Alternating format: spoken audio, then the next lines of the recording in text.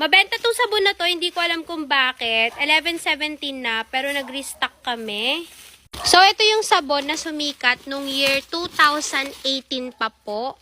Isa din to sa pinaka-peneke nung panahon namin. At napakamahal po niya. 350 pesos to nun. Ibebenta mo siya ng 350. Ang puhunan neto before is 200 plus. Pero dahil nga malaking seller na kahit papano ang Thai Beauty Shop, nakaka-order na po tayo ng 20,000 to 10,000 bars. So, mabibili nyo po to sa Thai Beauty Shop for only 230 pesos. Ito po yung kanyang mother box. Ayan, mag-iingat po kayo sa peke.